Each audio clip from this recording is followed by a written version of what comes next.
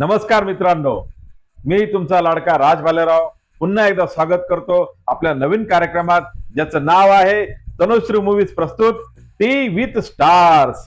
तर मित्रांनो, आजचे प्रमुख पाहुणे आहेत शिर्डी येथील नामवंत कलाकार आणि निर्माते श्री मधुकर कर्डक.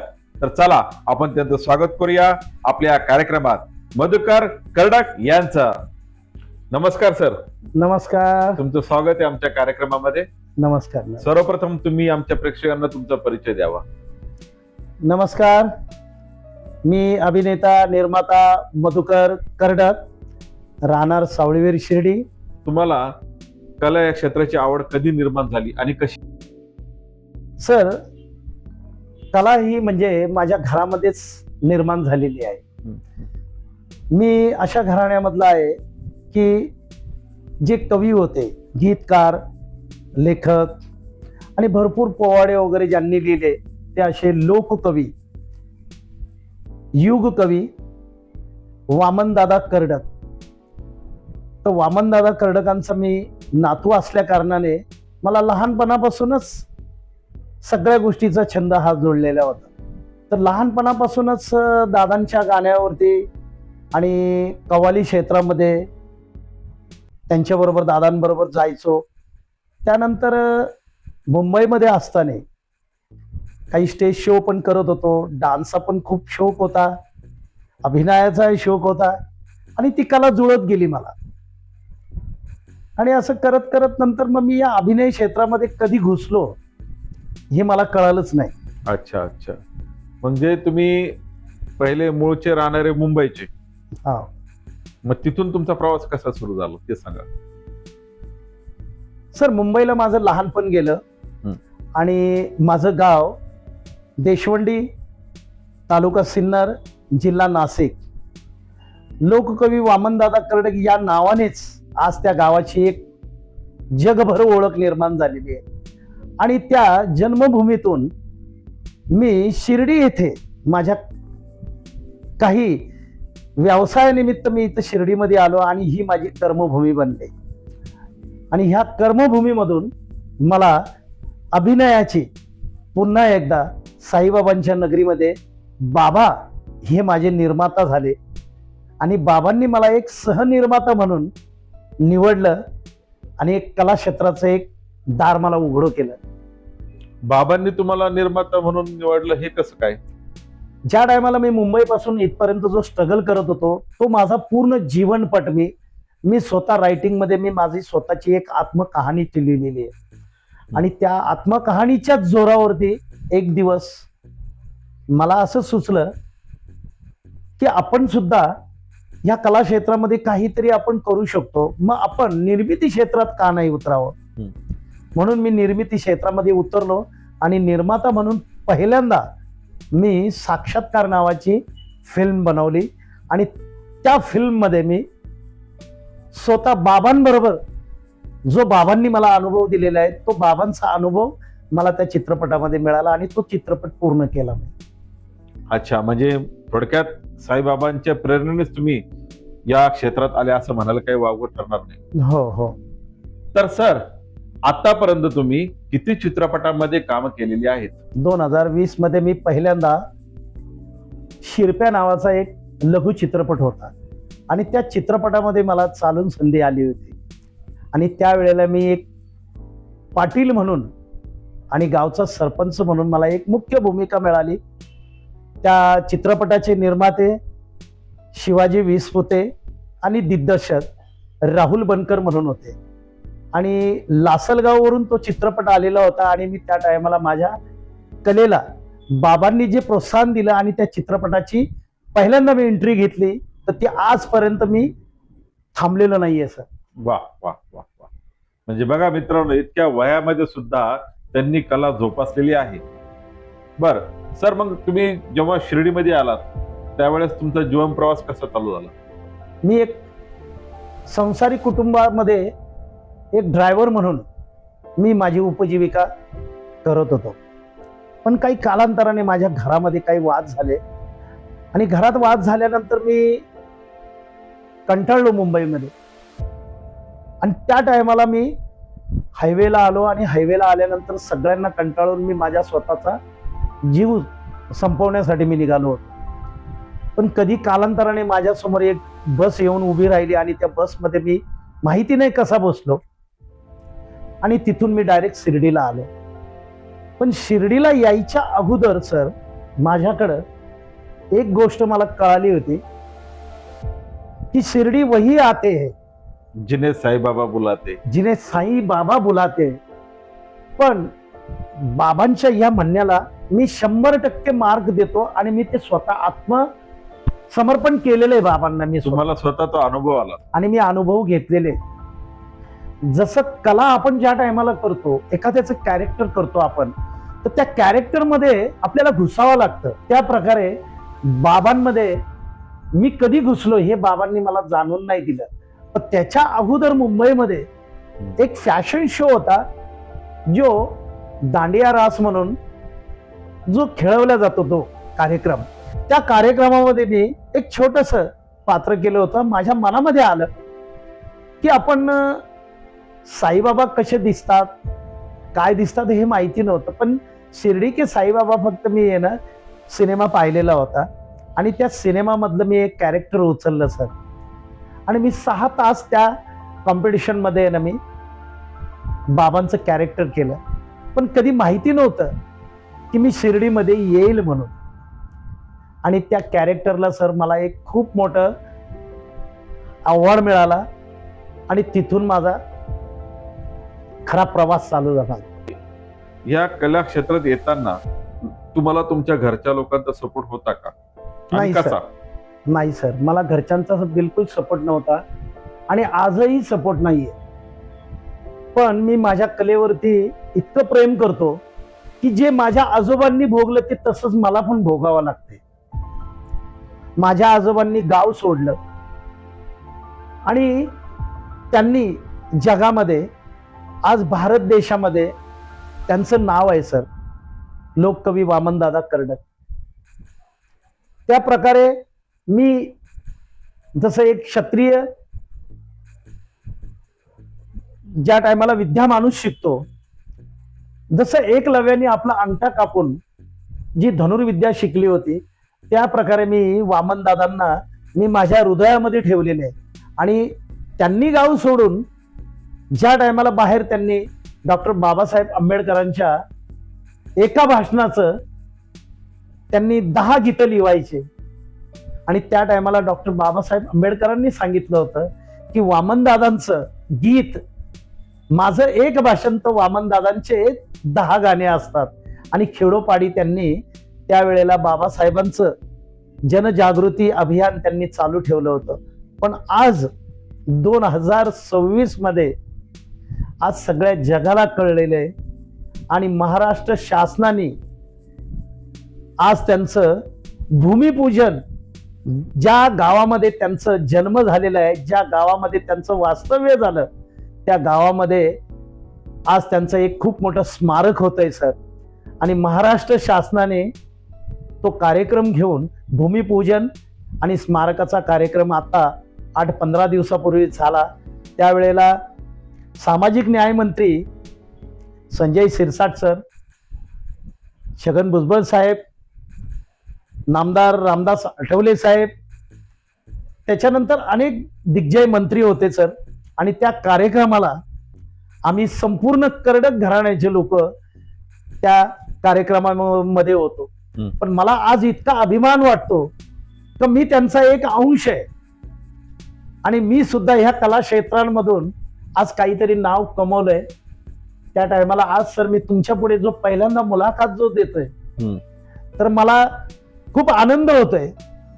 वामनदादा कर्डक हे नाव कोणाचं ओळखीचं नसेल असं होणारच नाही. प्रत्येक लेखक, कवी यांना हे नाव माहीतच असेल. तर त्यांचे हे वंशज म्हणजे उलट मी आज असं समजतो की आमचं भाग्य असं आहे की एवढ्या थोर साहित्यिकांचं वंशज आज आमच्या या स्टुडिओला भेट देतात, म्हणजे आमचंच भाग्य म्हणावं लागेल.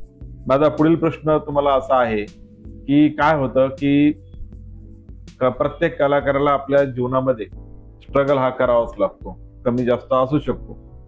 पण हा स्ट्रगल करत असताना तुम्हाला काही लोकांची साथ मिळते, काही लोकांची मिळत नाही. तुम्हाला घडवण्यामागे ज्या लोकांची साथ मिळाली तर ती कशी मिळाली ते सांगा.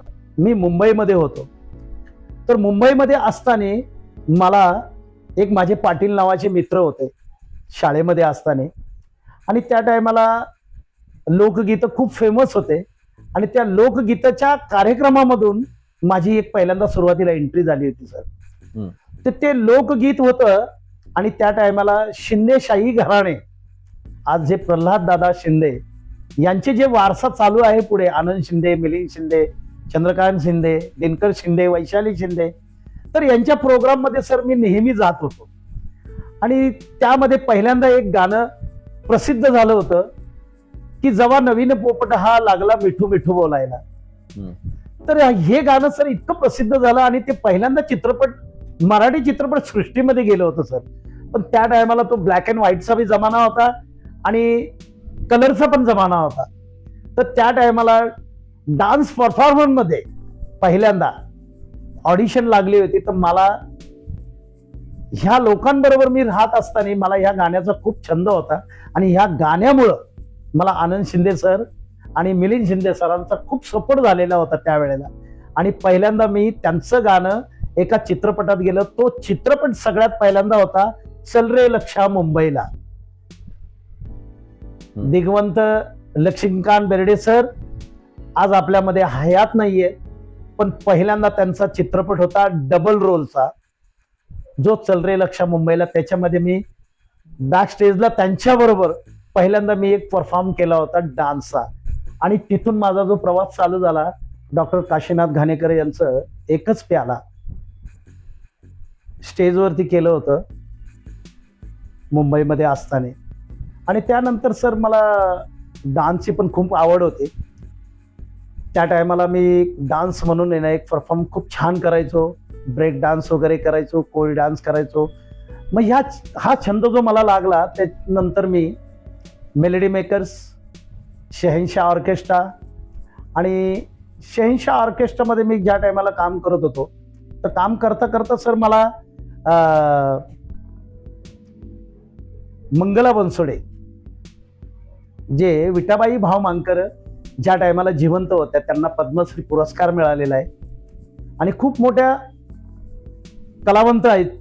आणि त्यावेळेला त्यांची मुलगी आणि मी आम्ही मुंबईमध्ये एका ठिकाणी राहत होतो, भिंतीला भिंत होते.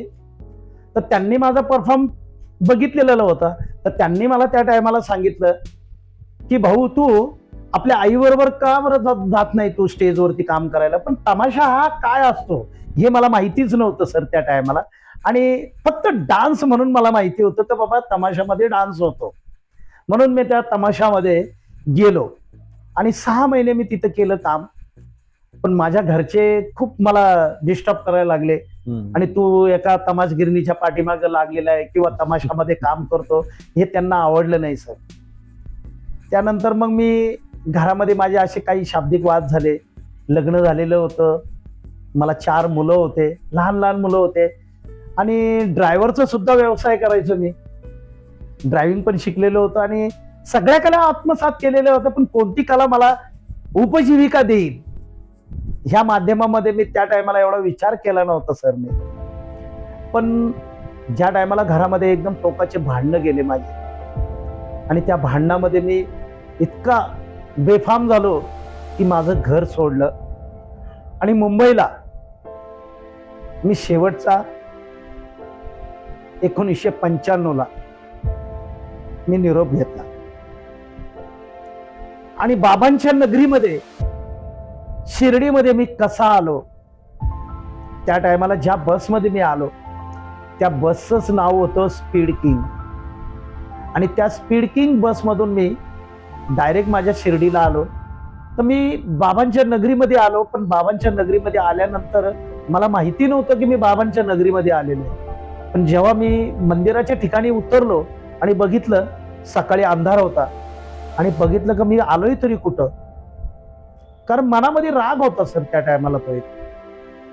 आणि उतरल्यानंतर बघितलं तर म्हटलं इथं मंदिर आहे. मग एकाला विचारलं, म्हटलं हे कोणतं ठिकाण आहे. ते म्हणे तुम्ही शिर्डीमध्ये आहे म्हणे, तुम्ही कुठून आलात. तर म्हटलं मी मुंबईचा आहे म्हटलं. अहो म्हणे मग तुम्ही शिर्डीत कसे काय आले? तर म्हटलं मला झोप लागली, माहिती नव्हतं म्हटलं. तर म्हणे अहो तुम्हाला बाबांनी बोलवलेलं असेल. माझ्या मनामध्ये खूप काही नाना प्रकारचे विचार यायला लागले आणि त्या टायमाला खूप मी नास्तिक होतो सर. पण बाबांचं कॅरेक्टर मी मुंबईमध्ये केलेलं होतं हे विसरून गेलो मी.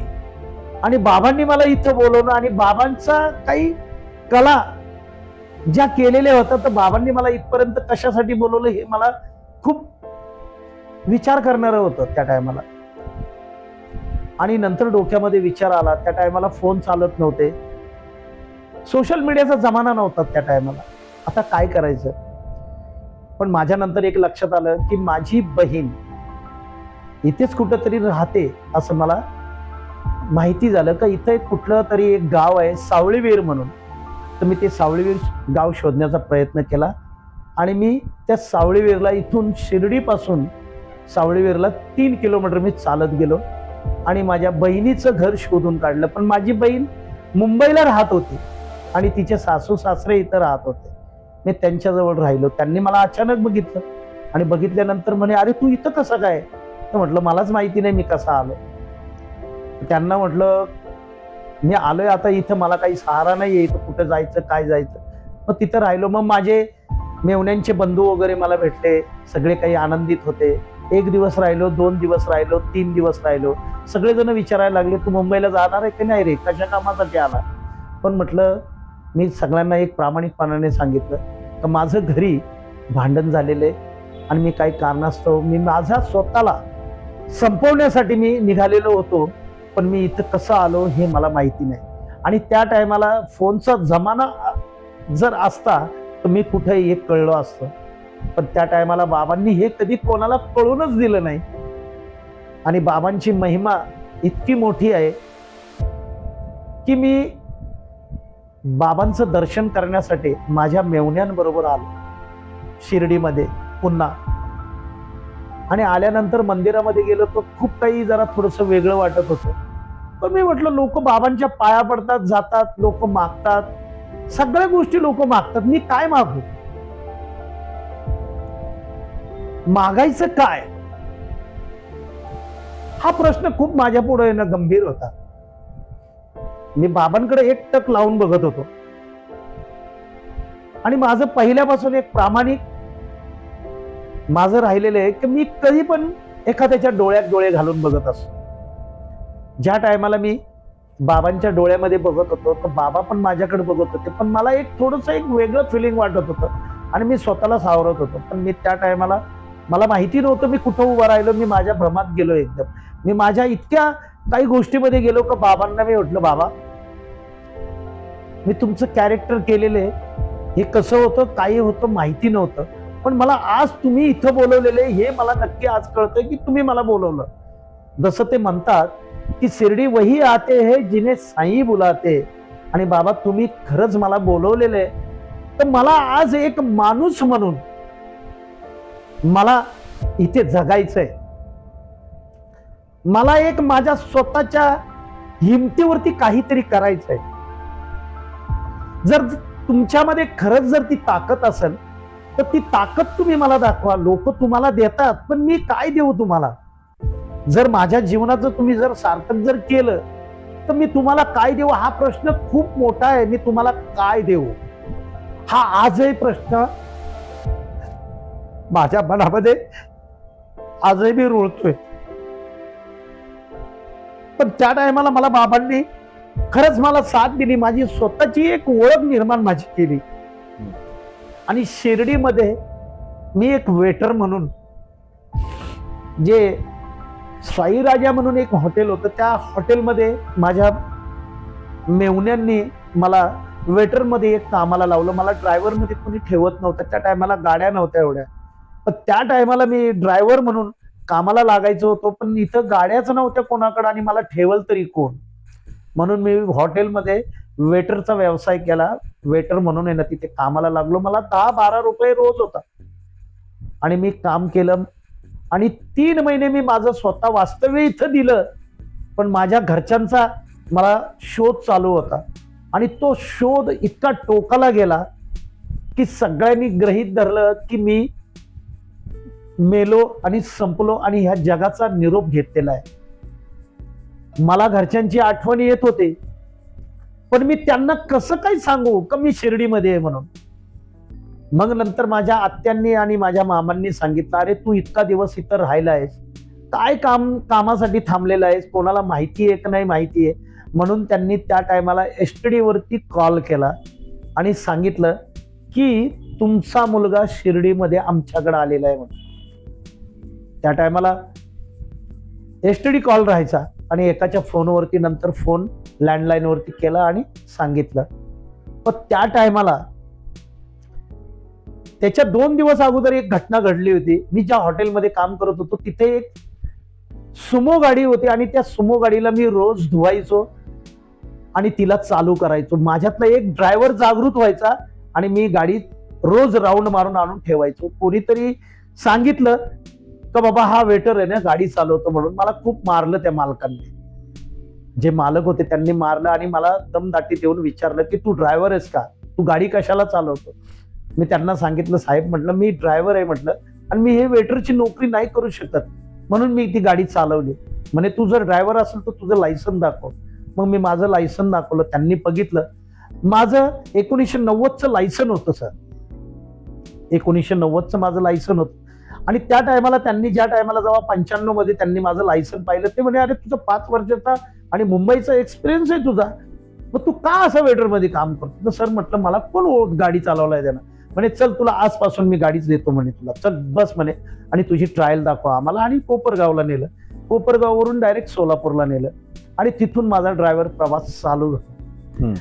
ड्रायव्हर प्रवासानंतर माझा एक ओळख निर्माण झाली आणि हळूहळू मी शिर्डीमध्ये आलो. तो काळ होता माझा 98चा. 1998 मध्ये मी ज्या टायमाला आलो त्या टायमाला बाबांच्या मंदिरापर्यंत गाडी जात होते. मंदिराच्या इथून पलीकडे तिकडे निघत होतो. पण 2000 मध्ये ज्या टायमाला शिर्डीची महानगरपालिका झाली, नगरपंचायत झाली आणि एक निवडणूक झाली, त्याच्या अगोदर इथे साई गणेश साडी सेंटर म्हणून बाफना नावाचे एक प्रदीप बाफना नावाचे जे मालक आहेत तर त्यांच्याकडे एक टाटा सुमो होती आणि त्यांच्याकडे एक वॅकन्सी होती ड्रायव्हरची. आणि त्या टायमाला मी 99 मध्ये मी त्यांच्याकडे कामाला लागलो. त्या टायमाला मी ज्या गावामध्ये सावळीवीर मध्ये राहत होतो त्या सावळीवीर गावामध्ये तिथे बाळू पवार म्हणून नावाची जी व्यक्ती होती तर त्यांनी मला प्रामाणिकपणाने त्यांनी मला कामाला लावलं. आणि मला त्या टायमाला साहेब पगार मला 1200 रुपये पगार होता. 1200 पण नाही म्हणजे 1000 रुपयेच धरा तुम्ही, 1000 रुपये पगार होता आणि घर चालणार आहे ह्या हिशोबाने करत होतो मी.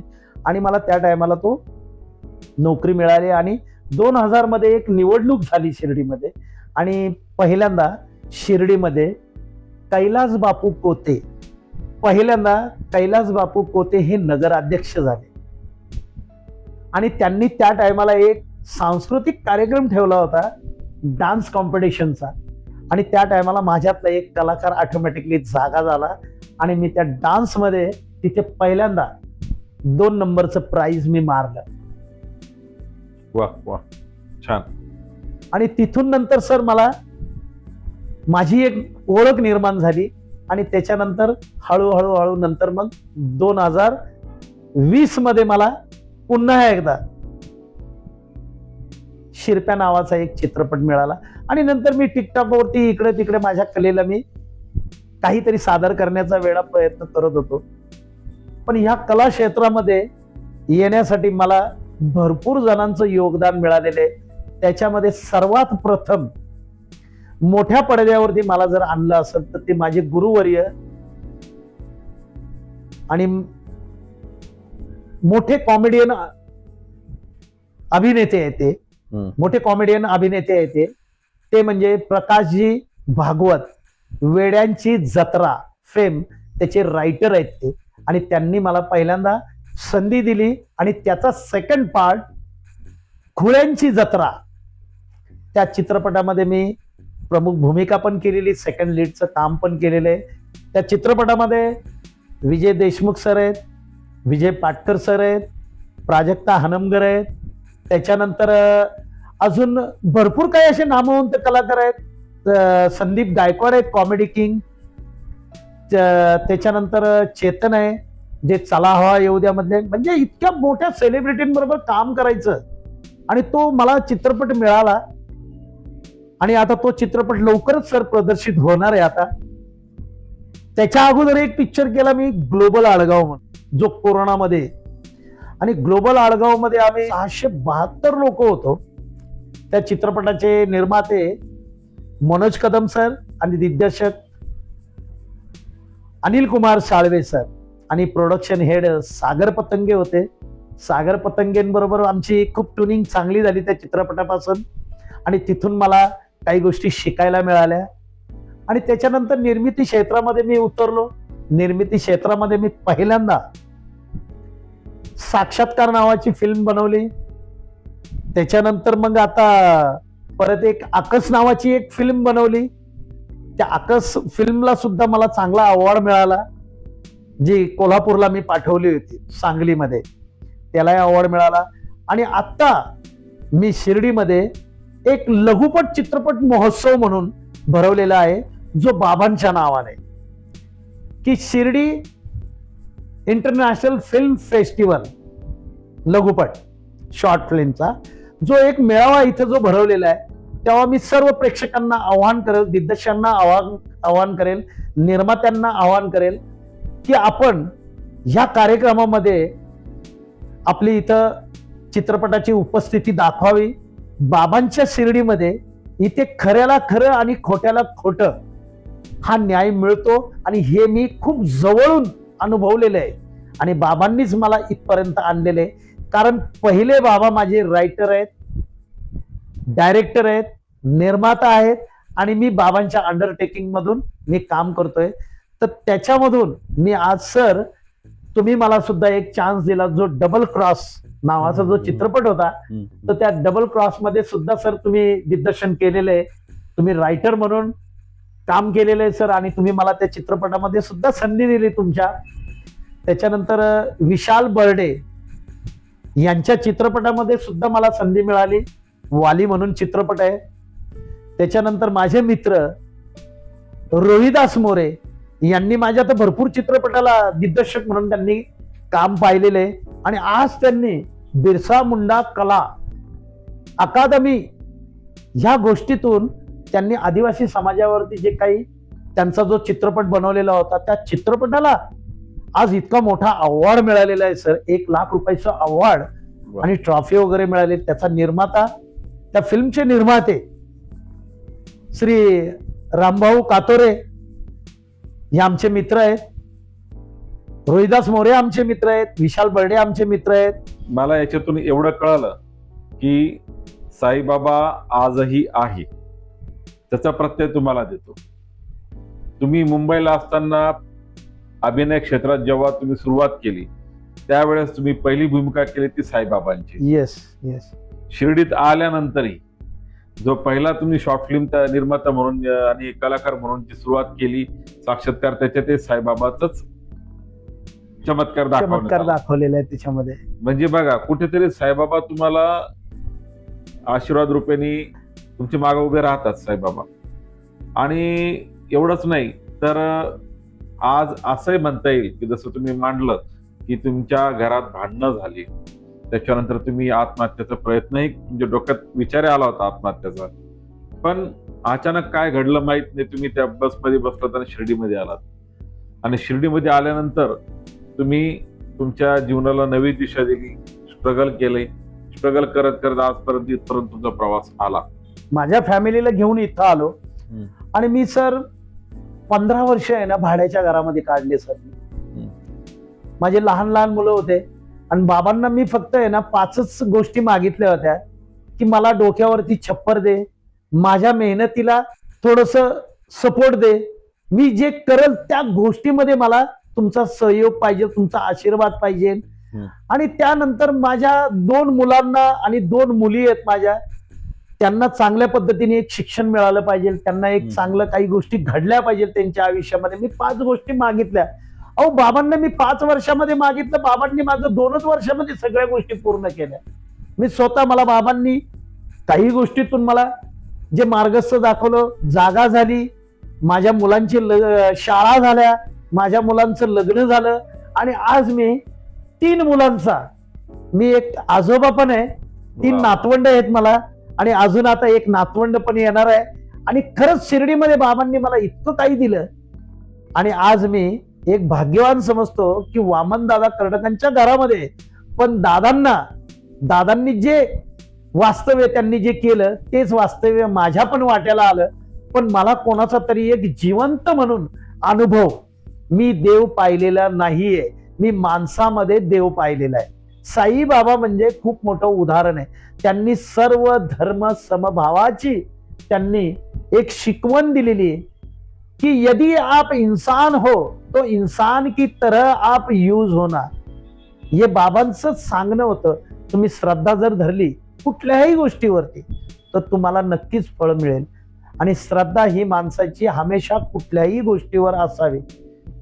आज मी एक कलाकार आहे. कलाकाराच्या पाठीमागे खूप काही गोष्टी असतात, पण लोकांना हसवायचं जर म्हटलं तर त्याला स्वतःचं दुःख या अंतकरणामध्ये आहे ना साठवून ठेवावं लागतं.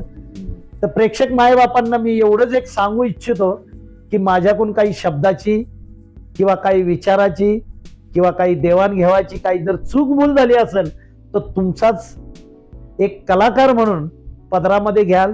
कला या क्षेत्रामध्ये असंख्य नवीन होतकरू कलाकार येऊ पाहतात. तर अशा नवीन कलाकारांना तुमच्या काय सूचना असेल? नाही, माझं तर पहिले एक सांगणं आहे की प्रत्येकाजवळ कला आहे ती, पण तो सादर करत नाही. आणि त्याला सादर करण्यासाठी आपल्याला पहिल्यांदा स्वतः कॅमेऱ्याच्या पुढे यावं लागेल. पण कॅमेरा पहिल्यांदा ज्या टायमाला कॅमेऱ्याकडे आपण ज्या टायमाला आपला लुक देतो तर तो लुक म्हणजे आपण स्वतःला आरशामध्ये पाहतोय. आपण स्वतःला पहिल्यांदा स्ट्रॉंग करायला पाहिजे. आणि कलाकार म्हणून चेहऱ्याचे हावभाव हे फक्त कॅमेऱ्याने टिपले जातात. तर ते चेहऱ्यावरती एक्सप्रेशन येणे, तुमची डायलॉग बाजी कशी असणे किंवा तुमचं लिपसिंग कशा प्रकारे होतं, हे सगळे मुद्दे तुम्हाला आले पाहिजेत. कला ही प्रत्येकाकडे असते आणि ती कला सादर करता आली पाहिजे. आणि सगळ्यात महत्वाचं म्हणजे डेअरिंग. तुम्ही कोणाला तरी आहे ना त्या गोष्टीची आहे ना एक स्वतः पहिल्यांदा आरशामध्ये स्वतःला प्रेझेंट करा आणि स्वतः बरोबर बोला तुम्ही की आपण कशा प्रकारे प्रेझेंट होतो. सर्वात प्रथम मी सांगेल ह्या कला क्षेत्रामध्ये, चित्रपट क्षेत्रामध्ये निर्मात्याचं पण खूप काही मोठं योगदान असतं. अहो, निर्माता म्हणजे एक छोटी लघु चित्रपटाची पण 12 मिनिटाची फिल्म बनवण्यासाठी सुद्धा बजेट येणं खूप महत्वाचं असतं. आणि ते बजेट लावण्यासाठी एक निर्माता हवा असतो. पण तो निर्माता आहे ना उभा करण्यासाठी डायरेक्टरची आणि रायटरची इतकी कसरत असते की लवकर निर्माता मिळणं सुद्धा मुश्किल होतं. बरोबर. आणि ज्या टायमाला निर्माता मिळतो तेव्हा कलाकार शोधणं असतं. पण कलाकार ज्या टायमाला ऑडिशन मधून येतात किंवा डायरेक्टली येतात तर मला कलाकारांना एवढंच सांगायचंय की तुम्ही डायरेक्टर, रायटर, कॅमेरामॅन आणि निर्माता खूप मोठी इज्जत देणं गरजेचं आहे असं माझं मत आहे. बरोबर, अगदी बरोबर सर. सर, माझा पुढील प्रश्न आपल्यासाठी असा आहे की तुमचे पुढील आगामी चित्रपट किंवा कुठले प्रोजेक्ट येणार आहेत? सर, माझा आता घोड्यांची जत्रा हा जो चित्रपट आहे लवकरच आता रिलीज होतोय सर. याच्या अगोदर जो ग्लोबल आडगाव म्हणून जो चित्रपट होता त्याच्यामध्ये मी सयाजी शिंदेबरोबर काम केलेले, आमचे मित्र रोहिदास मोरे पण होते त्याच्यामध्ये. तर प्रेक्षकांनो, या चॅनलच्या माध्यमातून मी सर्वांना आवाहन करतो की शिर्डीमध्ये एक भव्य दिव्य असा पहिलाच प्रयोग होत आहे. एक शॉर्ट फिल्म फेस्टिवल सर भरवत आहे. ज्या फेस्टिवल मध्ये बरेचसे बक्षिसं आहेत. तर तुमच्या आजूबाजूला कोणाकडे शॉर्ट फिल्म असेल, कोणत्या टेक्निकल टीमनी बनवलेली असेल तर तिचं सबमिशन तुम्ही लवकरात लवकर सरांकडे करा. सरांचा स्क्रीनवर खाली नंबर दिलेला असेल. काही माहिती अजून तुम्हाला हवी असेल तर तुम्ही त्यांना बिनधास्त कॉल करू शकता. तुम्हाला संपूर्ण माहिती उपलब्ध केली जाईल. आणि आज बाबांनी माझी खरंच इच्छा पूर्ण केली जी त्या टायमाला 2018 मध्ये बाबांचा शताब्दी महोत्सव झाला होता. त्या टायमाला आपले क्रिकेटचे देव माननीय श्री सचिन तेंडुलकर सर यांच्या घरी जाण्याचा मला योग आला होता सर. आणि त्या टायमाला मी बाबांना म्हटलं होतं की मला जे द्याल तुम्ही ते फक्त तुमच्या समोरच मला मिळालं पाहिजे. आणि त्या टायमाला सचिन तेंडुलकरांच्या घरी त्यांच्या आईचा वाढदिवस होता आणि त्या वाढदिवसानिमित्त मला जे साईबाबांचे जे निस्सीम भक्त आहेत, जे द्वारका माईवरती त्यांचा झेंडा लावला जातो रामनवमीच्या दिवशी, ते रघुनाथ देशपांडे उर्फ नानासाहेब देशपांडे म्हणून त्यांना संबोधलं जायचं. तर त्यांच्याबरोबर माझं काही गोष्टींनी सहभाग जुळला होता. 2018 मध्ये ज्या टायमाला गुढीपाडव्याचा सण होता आणि त्या सणाच्या दिवशी साईबाबांच्या चरण पादुकांचा कार्यक्रम त्यांच्या घरामध्ये होता आणि त्या घरामध्ये मी तर ड्रायव्हर होतो, मी एक निमित्त मात्र होतो फक्त तिथं. पण माझा सचिन तेंडुलकर सरांनी त्या टायमाला सत्कार केला होता. खूप मी वेळा झालो होतो. तुम्हाला आमच्या टी विथ स्टार या कार्यक्रमात येऊन कसं वाटलं? नाही, खूप छान वाटलं सर.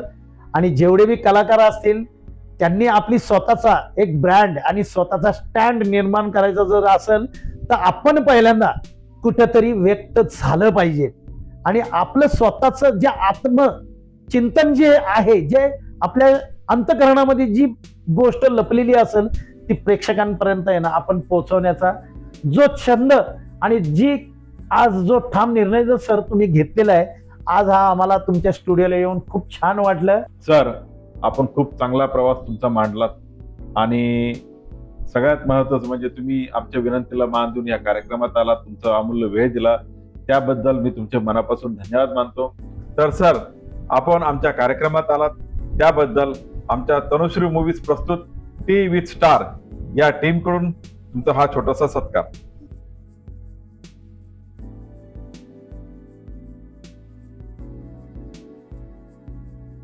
आणि महाराष्ट्रातील सर्वात अग्रगण्य कंपनी कालांश तर्फे हे छोटस हेल्दी गिफ्ट.